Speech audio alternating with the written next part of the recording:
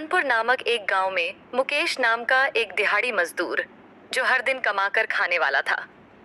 बहुत दिनों से मुकेश को कुछ काम नहीं मिल रहा था। ऐसे ही करते करते तकरीबन 1 महीने से उसे कुछ काम ही नहीं मिल रहा था।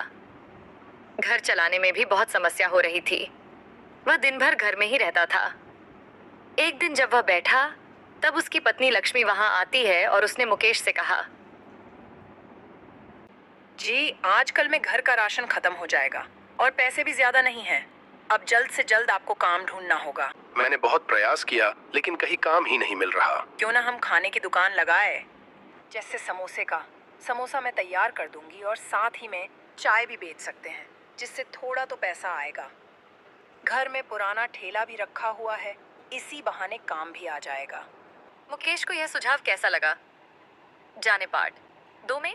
मुकेश को यह सुझाव कैसा लगा? मुकेश को भी खाने पीने का शौक था और उसे यह सुझाव काफी पसंद भी आता है, लेकिन उनके पास पैसों की थोड़ी कमी थी।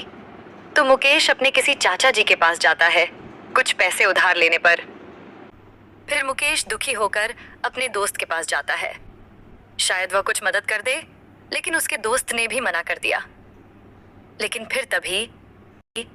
फिर हताश होकर मुकेश घर आ जाता है और बैठकर परेशान हो रहा था कि तभी लक्ष्मी आती है और अपने बचत के जितने भी पैसे थे उसे मुकेश को दे देती है और बोलती है, जी, ये कुछ मेरे बचत के पैसे हैं, इससे 1-2 दिन की दुकान तो लग ही जाएगी।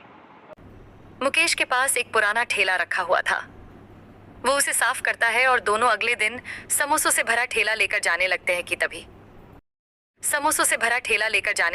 तभी गांव वालों को नजर पड़ती है तो वे मुकेश को बोलते हैं, खुद के पास करने को काम नहीं था तो अपनी पत्नी को भी कम पर लगा दिया और भी बहुत बुरा भला कह दिया। लेकिन वह आगे बढ़ता गया। मुकेश ने एक जगह ठेला रोका और जोर जोर से चिल्लाने लगा। 2-3 गांव वाले उसके ठेले पर आए। लक्ष्मी भी साथ ही चाय बना रही थी।